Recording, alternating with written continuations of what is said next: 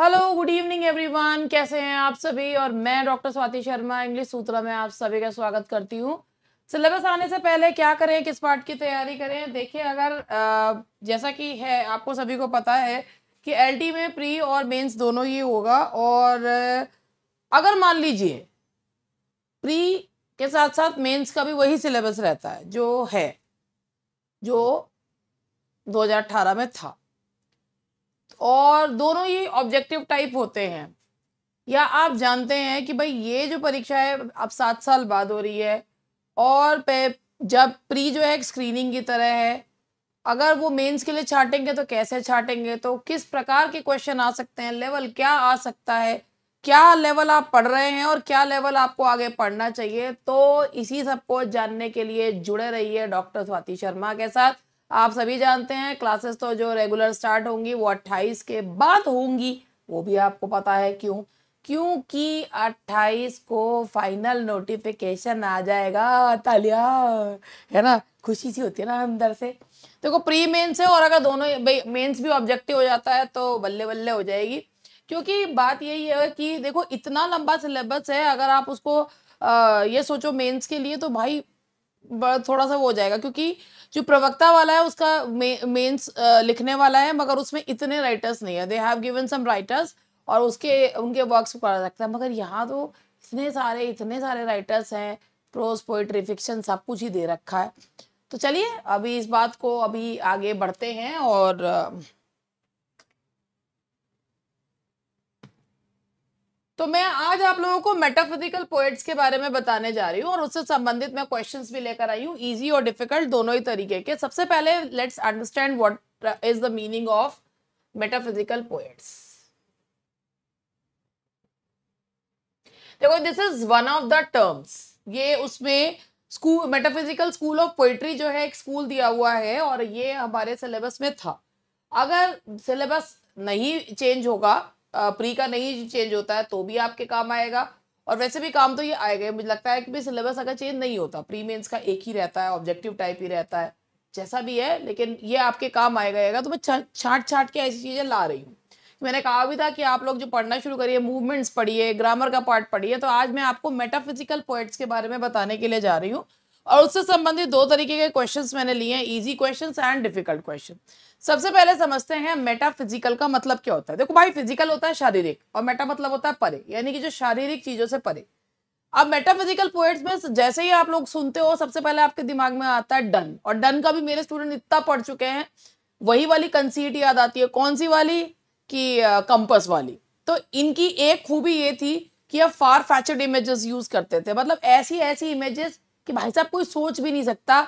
हालांकि आज के समय में तो लोग बहुत कुछ सोच सकते हैं, मगर तब जो है वो नहीं सोच सकते थे कि अपने आप को मूविंग फुट ऑफ कंपास और अपनी प्रेमिका को फिक्स फुट ऑफ कंपास से कंपेयर करना, या इस पिस्सू ने तुम्हारा भी खून पिया और मेरा भी खून पिया, तो ये पिस्सू जो है ये अमर हो गया, तो क्योंकि इस पिस्सू में हमारे अमर प्रेम की निशानी है। तो ये जो कंसीड्स होते हैं, यानी कि कुछ ऐसी चीजों से कंपेयर करना। सिमिली का मतलब होता है comparison between two dissimilar things, and when there is a comparison between two very dissimilar things, that is known as metaphysical poetry. तो भाई देखो, 16वीं सेंचुरी में और अर्ली 17th सेंचुरी में जो एलिजाबेथन पोएट्री थी ना, which was full of love and romance, और उसमें लिरिक जो है सेकंड नंबर पे था, मतलब सोनेट्स थे, सोनेट सीक्वेंसेस थी। 16वीं और 17वीं सेंचुरी में रोमांटिक एलिजाबेथन पोएट्री एग्जॉस्टेड हो। The people were no more interested in Elizabethan writers. लोग जो है एलिजाबेथन राइटर्स में इतना ही डिसइंटरेस्टेड होगा जैसे अब आप यूपीटीजीटी का पढ़ने में डिसइंटरेस्टेड हो रखे हो। बैड जोक, मुझे पता है, बहुत गंदा जोक है, मगर देखो भैया, पेपर अभी हुआ नहीं है, पढ़ना जरूरी है।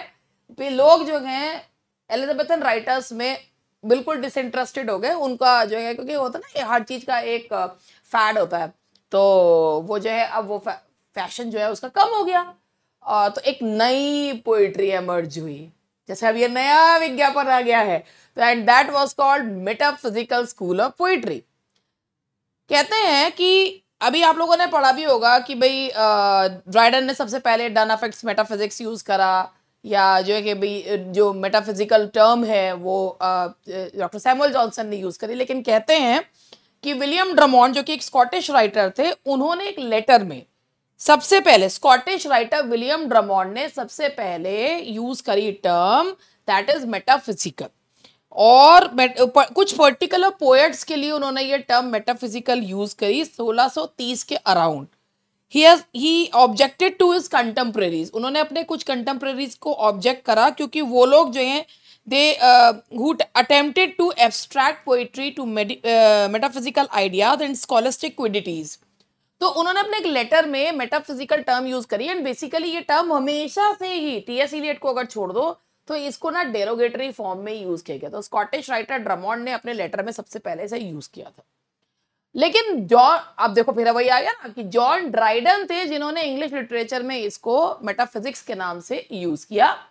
उन्होंने कहा, वो जो जॉन है ना, जिन्हें father of metaphysical school of poetry भी कहा जाता है, he affects metaphysics not only in his satires but in his amorous verses, कि वो ही अफेक्ट्स मेटाफिजिक्स। तो ये ड्राइडन ने यूज करा। उसके बाद डॉक्टर सैमुअल जॉनसन आए। डॉक्टर सैमुअल जॉनसन ने कहा मैं ही क्यों पीछे रहूं भाई, मुझे भी तो बता रहा है। तो उन्होंने मेटाफिजिकल टर्म यूज करा, ही यूज्ड मेटाफिजिकल टर्म। और उन्होंने जो यूज करा ना, उन्होंने जो उनका एक था ना, वो जो बेसिकली उन्हें बायोग्राफीज है उनकी 52 राइटर्स की जो बायोग्राफी है, ये उन्होंने lives of the most eminent English poets में उन्होंने ये term metaphysical school of poetry use करी। और किसमें यूज करी? अब्राहम काउले के उसमें, जो वही काउले जिनके में काउलियन ओड जिन्होंने फेमस बनाया। और उन्होंने कहा कि at the beginning of 18th century there appeared a race of writers that may be term the metaphysical poet. उन्होंने कहा 18वीं सेंचुरी की शुरुआत में कुछ पोएट्स आए, अरे मेटाफिजिकल कह सकते हैं, बड़े होशियार बन रहे हैं अपने आप को, ऐसा नहीं उन्होंने किसी की तारीफ करते हुए लिखा है। Metaphysical were said to be the great writers because they did not fulfill Aristotelian concept of poetry as an imitative act. They did not imitate anything. उनकी एक सबसे बड़ी खूबी पता है क्या है इनकी मेटाफिजिकल पोएट्स की?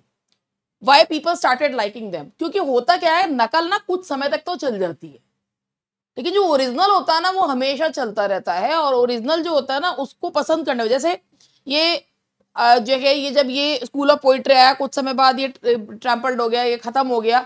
20th सेंचुरी में इसको फिर रिवाइव करा भाई, इसको जो है मतलब टीएस इलियट ने इन्हें फिर से फेमस बनाया। तो होता क्या है कि they were original, they did not imitate anything, they had new ideas, उनके नए आइडियाज थे। भले ही वो कहते ना कि समय से आगे थे, समय से हटकर थे, but they did not imitate anything.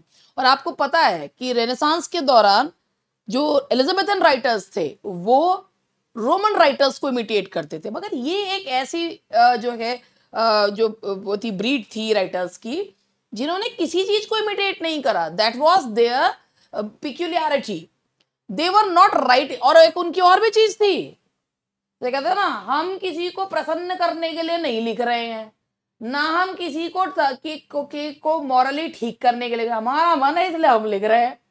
तो उनका मानना था सस्पेंस, इसीलिए अगर आप डन की पोएम पढ़ते हैं उसमें तो जो लैंग्वेज भी है ना, कोलोक्वियल लैंग्वेज है, वो किसी को प्लीज करने के लिए नहीं लिखते थे। Elizabethan writers used to write to please the king और रिस्पेक्टिव क्वीन, मगर ये लिखा करता हमारी मर्जी हम लिखेंगे। तो ये जो है इंस्ट्रक्ट करने के लिए नहीं लिखते थे, ये किसी को प्लीज करने के लिए। तुम्हें पसंद आ रही है बहुत अच्छी बात है, नहीं पसंद आ रही, द सनराइजिंग अगर आपने पढ़ी हो पोएम, कैनोनाइजेशन अगर आपने पोएम पढ़ी हो, तो आप उसको अच्छे से पहचान सकते हो कि वो कभी किसी को प्लीज करने के लिए नहीं लिखते थे। दे एम्प्लॉयड कंसीट्स, कंसीट्स मैंने अभी बताया फार फैचर्ड इमेजेस होती। ड्राइडन ने कहा है done must be a good poet but he is not a good writer.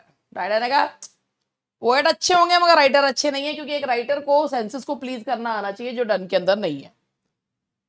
TS Elliot ने लेकिन इनको जो है ना 20th सेंचुरी में इनको रिवाइव कर द मेटाफिजिकल पोएट्स, जब उन्होंने एक ऐसे लिखा तो he revive those poets and people started liking them. होता है ना, कई बार कुछ लोग जो होते हैं वो अपनी एज में इतने नहीं जो है वो पसंद किए जाते, लेकिन बाद में, अगर आजकल आप देख रहे होंगे इंस्टाग्राम पे और उस पर आजकल रील पे एक गाना बहुत ज्यादा चल रहा है, और वो इतना पुराना गाना है लता मंगेशकर का, तड़पाओगे तड़पा लो हम तड़प तड़प के भी, आज मैंने भी उसको देखा, मैंने कहा क्या है, कब का गाना है, इतना पुराना गाना, और वही है ना, ट्रेंड में आ गया तो वो चल रहा है। और वही चीज होती है कि समटाइम्स इट हैपेंस कि something is not liked in that particular age, और उसके बाद वो दूसरी एज में जाके बहुत पसंद की जाती है। एक यही मेटाफिजिकल पोएट्स के साथ हुआ। दे वर फेमस, लेकिन उनका जो जैसे मतलब इतना उनका वो नहीं रहा, मतलब इतना वो फेमस नहीं हुए अपने समय में जितना उनको फेम मिलना चाहिए था, but in 20th century they became famous again. और मेटाफिजिकल पोएट जो मेन पोएट्स हैं वो हैं Andrew Marvell, John Donne, Richard Crashaw, Carew, Abraham Cowley, Henry Vaughan. इनकी कुछ खूबियां हैं जो हम जानते हैं। सबसे पहले इनके noble thought and noble diction है। इनकी जो लैंग्वेज हुआ करती थी वो डिफिकल्ट लैंग्वेज में आती थी, जिसे आप कह सकते हैं कि वो एक पेडेंटिक लैंग्वेज यूज किया करते थे। और दे यूज टू प्ले, जैसे एलिजाबेथन्स जो है ना वो वर्ड्स के साथ खेला करते थे, they use to play with words, वो वर्ड से खेलते थे। कौन? Metaphysical poets. टीएस इलियट ने कहा है, इनके एक टर्म भी यूज करी है, यूनिफिकेशन ऑफ सेंसिबिलिटी। मतलब टीएस इलियट किसी और की तारीफ करें ना करें, लेकिन इनके से बहुत प्रभावित थे। और वो कंसीट्स यूज करते थे, और उनकी एक ना अनकन्वेंशनल लर्नेडनेस हुआ करती थी, because they wanted to show others that we are far better than the Elizabethans, you know। और उन्होंने, और इनकी एक और खूबी थी, colloquialism, यानी कि आम बोलचाल की भाषा। because they did not want to please anyone, they did not want to instruct anyone, that's why they use common language। अब इसके बाद हमारा जो है ये हुआ, अब मैं आपको यहाँ पर ये एमसीक्यूज हैं, तो ये हैं आपके सिंपल एमसीक्यूज। मान लीजिए पेपर अगर वही 2018 के लेवल का आता और जो आजकल आप लोग सोच रहे हैं भाई जैसे होता क्या यार, पता पसंद क्या आता है, वही वाली बात। 7 साल पहले जो चीज थी, 7 साल पहले का जो युग था, जो सेंचुरी थी, अब 7 साल बाद जो सेंचुरी आई है, तो भैया बहुत जमीन आसमान का अंतर आ गया। बहुत सारी चीजें 7 साल पहले नहीं थी, जो 7 साल के अंदर आ गई हैं। तो अब ऑब्वियसली चेंजेस, जब आप इतना यूट्यूब फेमस नहीं था, ठीक है, यूट्यूब में इतने मतलब इतनी सारी चीजें, इतने फीचर्स आ गए और लोगों ने उसको एक्सेप्ट करा, तो आप क्यों सोच रहे हो कि वही चीज वही पेपर बनाने वाला वही चीज बनाएगा, उसी पे अटका रहेगा। तो सिंपल टू कॉम्प्लेक्स वाला है, हमने भी ऐसे ही रखा है कि जो क्वेश्चन आप पढ़ते हैं और जिसको पढ़ के ना आपको बहुत खुशी मिलती है, आपका एक हैप्पी हार्मोन बढ़ जाता है, वो भी है और जिससे हैप्पी हार्मोन नहीं बढ़ता वो भी है। तो first person who coined the term metaphysical word,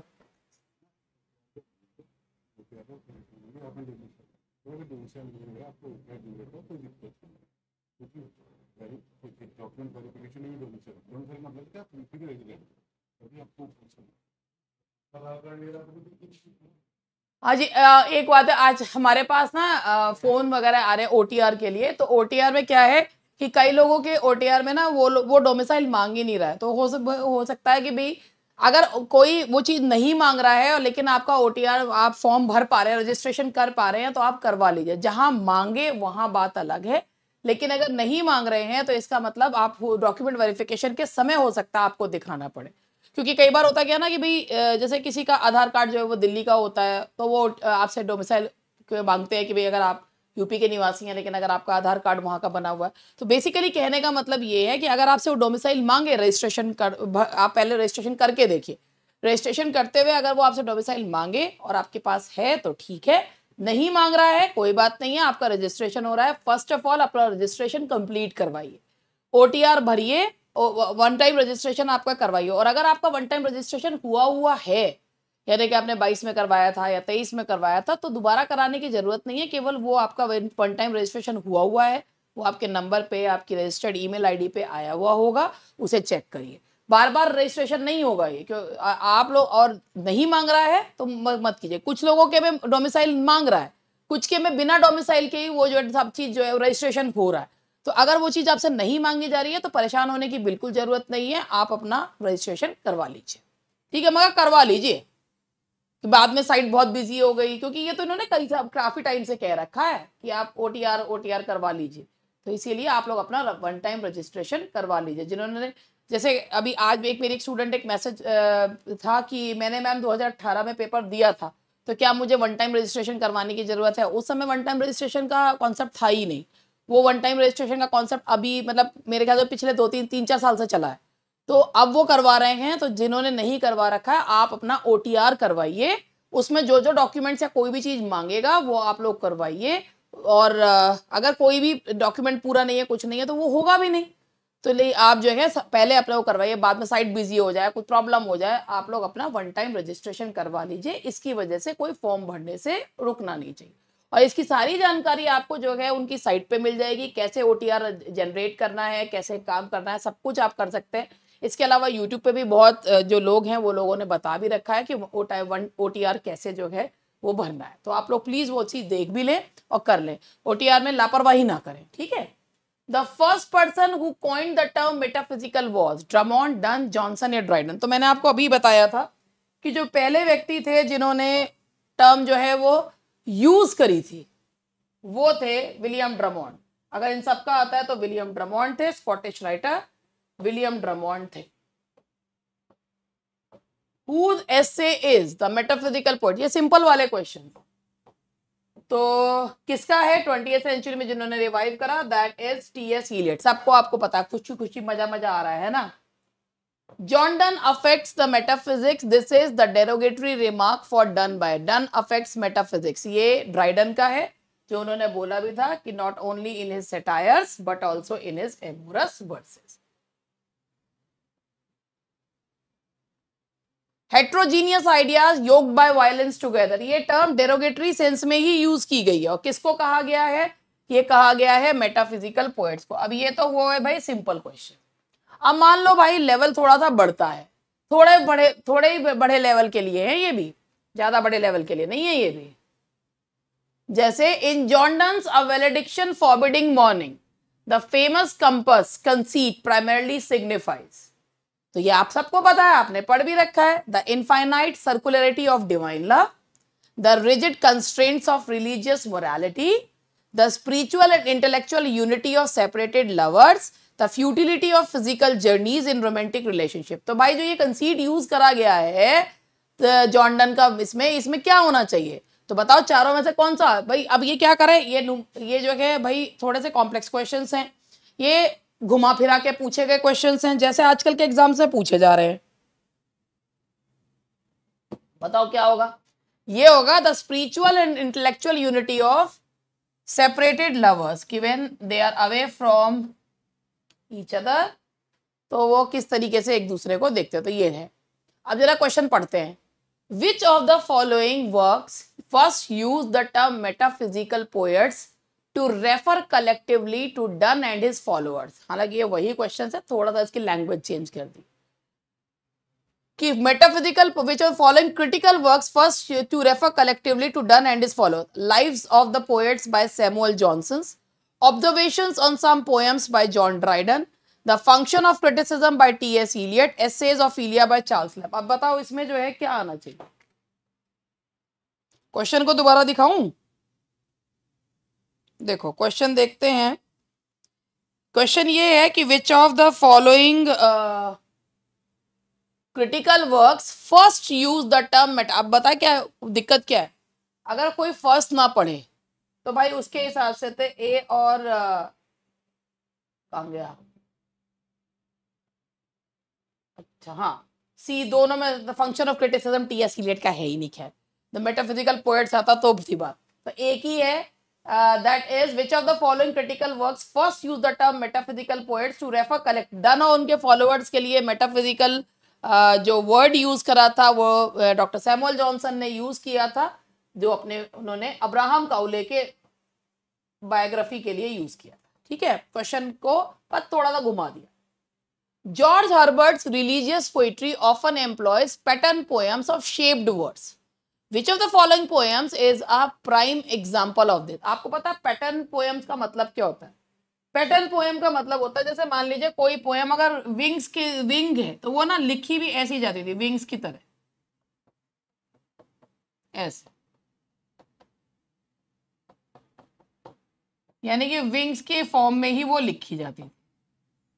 तो इसे पैटर्न पोएट्री कहते हैं। तो जो अगर ऑल्टर के उसमें है तो वो ऑल्टर की तरह ही लिखी गई, इसका एग्जाम्पल पैटर्न पोएम उन्हें कहते हैं कि जो नाम है पोएम का उसी पैटर्न में वो पोएम लिखी गई है। तो ऑल्टर जो है वो जैसे जो यज्ञ वेदी होती है उसी की तरह वो उसी फॉर्म में वो पोएम लिखी गई है, that is called pattern poem. तो ये पैटर्न पोएम्स लिखा करते थे। ये हमारे थोड़े से हमें और बहुत ज्यादा डिफिकल्ट नहीं, डिफिकल्ट तो आपको पता ही चल रहा होगा। देखिए क्वेश्चन लंबे हैं, थोड़ा समझने में टाइम लेंगे, बस ये है।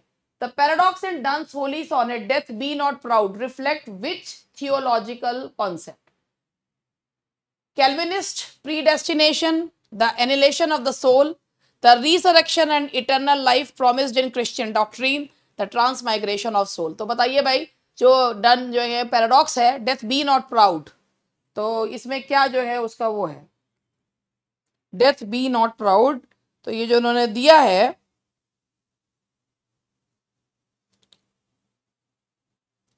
जॉन डन जो है वो जाने जाते हैं अपने होली सोनेट्स के लिए। और अगर वो ये कहते हैं कि डेथ, पहली बात तो इसमें डेथ को जो है उन्होंने पर्सोनिफाई कर दिया है, ठीक है। और ये सोनेट 10 है जॉन डन का। तो डेथ बी नॉट प्राउड ये सोनेट है इनका, डेथ बी नॉट प्राउड में सोनेट ही though some have called thee mighty and dreadful for thou are not so. तो ये जो है इसमें बोलते हैं कि इसमें जो बोला गया है डेथ बी नॉट प्राउड, ये सोनेट 10th है और ये वही मेटाफिजिकल पोएट है। तो इसमें जो उन्होंने बताया है वो यही है, the resurrection and eternal life, कि भाई मृत्यु के बाद दोबारा से रिसरेक्शन, भाई जीसस का रिसरेक्शन जैसे क्रिश्चियन डॉक्ट्रीन में प्रॉमिस किया गया। And the last question for today जो है, which of the following distinguishes metaphysical wit from Elizabethan poetic ornamentation? जैसे मैंने आपको बताया था कि जो एलिजाबेथन्स थे they used to play with words, and जो मेटाफिजिकल राइटर्स थे they used to play with words, sorry they used to play with thoughts. Elizabethan word से खेलते थे, ये थॉट से खेलते थे। तो दोनों में अंतर क्या है? Emphasis on rhyme, use of dramatic monologue, intellect driven analogies and argumentative structures, dependence on classical references. सबसे बड़ी बात यह है, अगर आपने मेटाफिजिकल स्कूल ऑफ पोइट्री को ढंग से पढ़ा, सिर्फ यही नहीं पढ़ के आए किसने टर्म दिया था, किसका एसे है, डन अफेक्ट्स मेटाफिजिक्स, तो ही आपको पता है कि मेटाफिजिकल पोएट्स जो हैं वो बिल्कुल ओरिजिनल थे, दे डिड नॉट इमिटेट एनीथिंग, और इसीलिए डी नहीं हो सकता।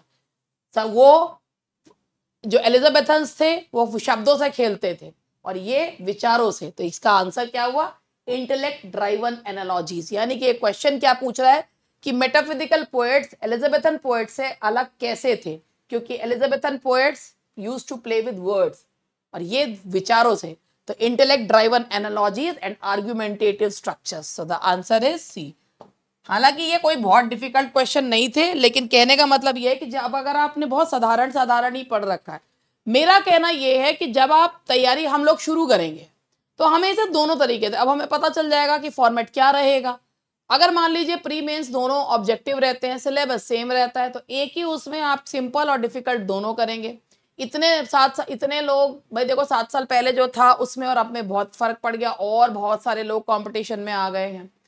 तो वो प्री से पहले मेंस था नहीं, अब प्री वालों को छांटने के लिए वो क्या करेंगे, पेपर का लेवल क्या रखेंगे, कैसे रखेंगे। जैसे आपको पता होगा कि भाई देखो यूपीपीसीएस का जब यूपीपीएससी ने पीसीएस का एग्जाम करवाया, 5 लाख समथिंग लोगों ने भरा और 5 लाख समथिंग लोगों में से भाई 42% लोग एग्जाम देने के लिए गए। अब 42% लोगों में से यानी कि लगभग 2 लाख लोगों ने एग्जाम दिया, और 2 लाख में से जब प्री जिन्होंने दिया, मेंस कितनों ने लिखा? केवल 16,000 ने। तो आप सोचिए कि क्या क्या मतलब 2 लाख में से 16,000 छठे, ठीक है। तो अब वही चीज है कि मतलब उन्होंने प्री क्लियर करा, तो क्या लेवल रहता है प्री का? भाई ये भी तो यूपीपीएससी कंडक्ट करा रहा है, तो कैसे रहेगा, क्या रहेगा? इसीलिए अपने आप को उस हिसाब से तैयार करके ही आपको पढ़ना होगा।